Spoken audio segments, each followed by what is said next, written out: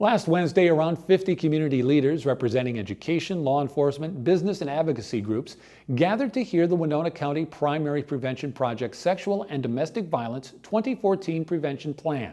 Stuart Shaw is a member of the project. He says representatives from a dozen local organizations have joined together to set goals for the project.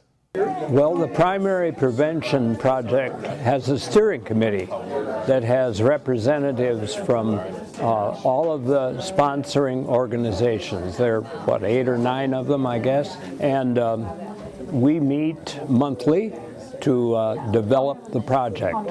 And we divide it into subgroups in order to develop the 3 activities that we talked about today. The goal, short-term goal, is to organize the community to work on this project. The intermediate goal is to reduce the amount of violence and abuse that's gender-based in the community. And the long-term goal is to put an end to it entirely. The Primary Prevention Project began in 2008. Project member Lynn Thoyer said it all started with the community's answer to a survey question. Winona County Public Health Nursing Services did a community survey, and one of the questions was, did our public want to know more about sexual and domestic violence as an educational piece that could be done from public health? Overwhelmingly, it was the highest checked question on that valid survey. 92% of our public, all adults, said that we need to know more about this issue in order to understand it and to prevent it.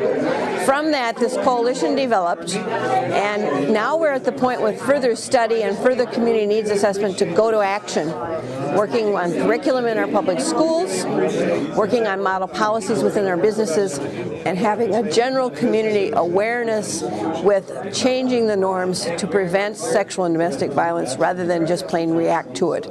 Joe Morris, a member of Beyond Tough Guys, said to help reach that goal, they will be utilizing something called the Spectrum of Prevention, developed by the Prevention Institute. It's a model of how you go from informing and educating people, individuals, and organizations to how you actually make social change and how you change the norms. It was used as a model to help the Stop Smoking campaign in the last decade.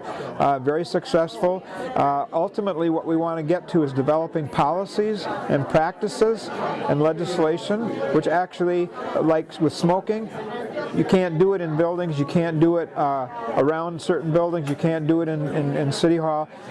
We want to outlaw or have policies by businesses and by the schools which prevent sexual and domestic violence by talking about it, identifying what it is, and then actually what people can do to make sure that our young boys basically don't learn to be violent and abusive. 2012 statistics compiled by the Minnesota Coalition for Battered Women indicate at least 14 women died from domestic violence, at least 3 family members or friends were murdered, and at least 1 man died as a result of domestic violence. 11 minor children and 8 adult children lost their mothers as a result of domestic violence.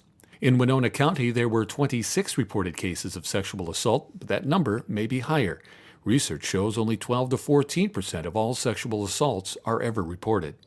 Morris does concede that we will never be able to protect our children from violence and pornography, but he says it is important to teach boys how to treat women with respect. We're going to have to talk to our children about what that is and why that's not how they should act and why that's harmful to their relationships, why that's harmful to them as individuals, our boys.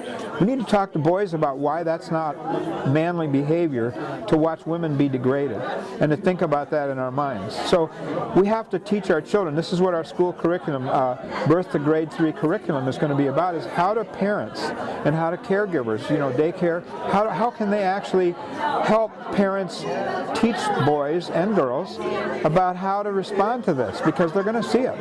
There's no way to prevent kids from seeing this violence. Now, some steps have already been made towards the group's goals. In 2010, Winona County implemented the Clean Hotels policy. That policy states that county employees will not be reimbursed for their hotel expenses if the hotel they stay at offers pay-per-view pornography. The PPP is also working with school district officials to develop curriculum for early childhood family education that can be integrated into classes, among other plans.